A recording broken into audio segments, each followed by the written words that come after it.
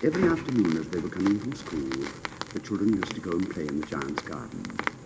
It was a large, lovely garden with soft green grass. Here and there over the grass stood beautiful flowers like stars, and there were 12 peach trees that in the springtime broke into delicate blossoms of pink and pearl, and in the autumn bore rich fruit. The birds sat in the trees and sang so sweetly that the children used to stop their games in order to listen to them. "How happy we are here," they cried to each other. One day the giant came back. He had been to visit his friend, the Cornish ogre, and had stayed with him for 7 years. After 7 years were over, he had said all that he had to say, for his conversation was limited, and he determined to return to his own castle. When he arrived, he saw the children playing in the garden. "What are you doing there?" he cried in a very gruff voice, and the children ran away. "My own garden is my own garden. Anyone can understand that, and I will allow nobody to play in it but myself." So he built a high wall all around it and put up a notice board. "Trespassers will be prosecuted." He was a very selfish giant.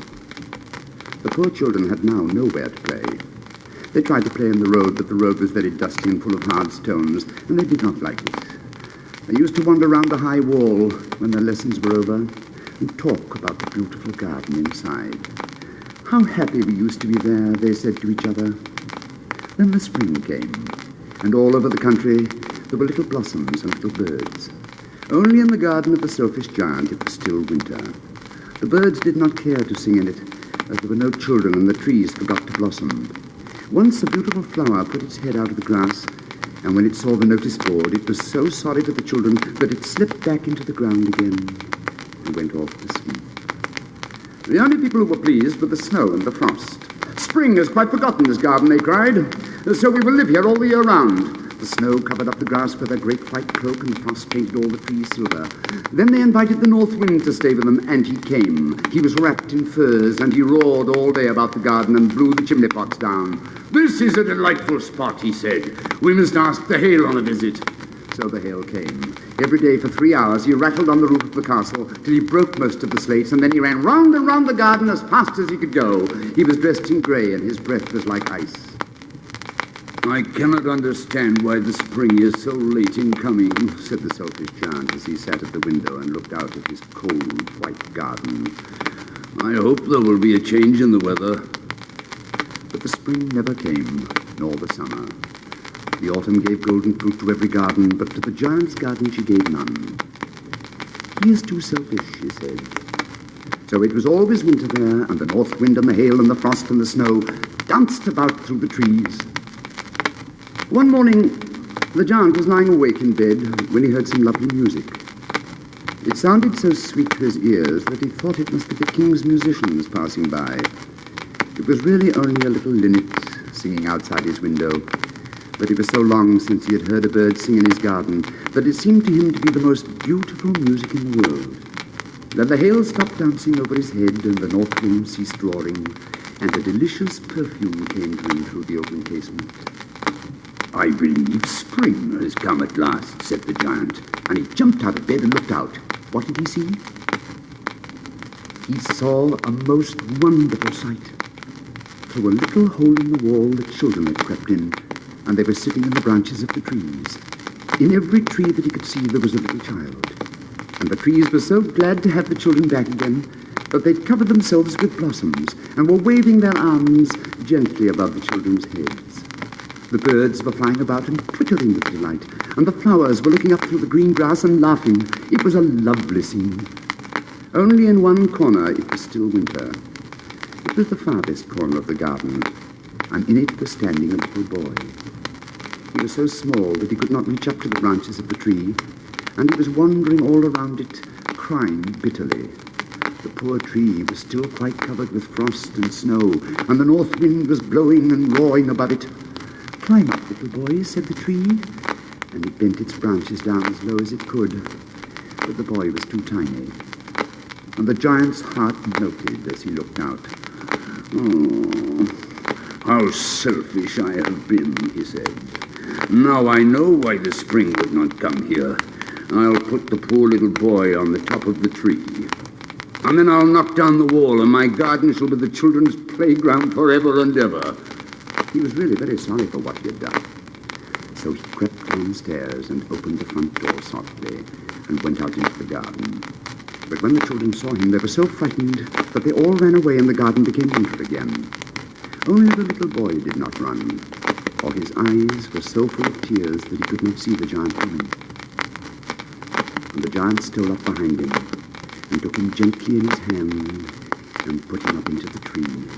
And the tree broke at once into blossom, and the birds came and sang in it. And the little boy stretched out his 2 arms and flung them round the giant's neck and kissed him.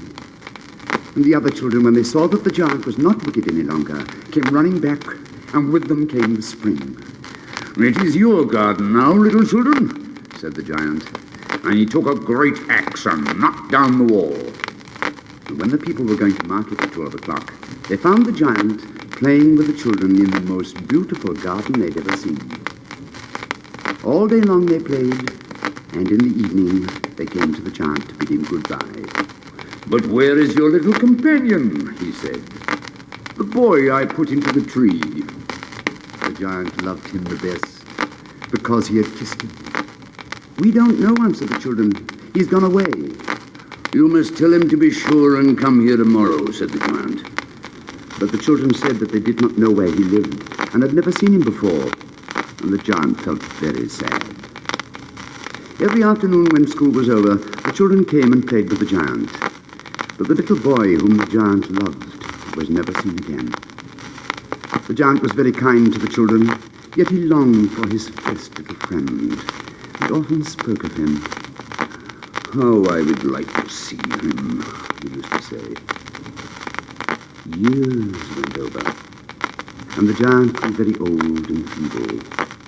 He could not play about anymore, so he sat in a huge armchair and watched the children at their games and admired his garden.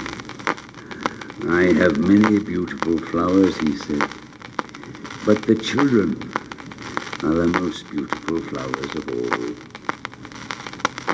One winter morning, he looked out of his window as he was dressing. He did not hate the winter now, for he knew that it was merely the spring asleep. The flowers were resting.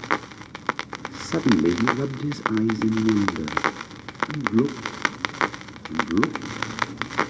It certainly was a marvelous sight. In the farthest corner of the garden was a tree quite covered with lovely white blossoms. Its branches were all golden, and silver fruit hung down from them, and underneath it stood the little boy he had loved. Downstairs ran the giant in great joy, and out into the garden. He hastened across the grass and came near to the child. And when he came quite close, his face grew red with anger, and he said, "Who hath dared to wound thee?" For in the palms of the child's hands were the prints of 2 nails, and the prints of 2 nails were on his little feet. "Who hath dared to wound thee? Tell me that I may take my sword and slay him." "Nay," answered the child, "but these are the wounds of love." "Who art thou?" said the giant. And a strange awe fell on him, and he knelt before the little child. And the child smiled on the giant and said to him, "You let me play once in your garden. Today you shall come with me to my garden, which is paradise." And when the children ran in that afternoon, they found the giant lying dead under the tree, all covered with white blossoms.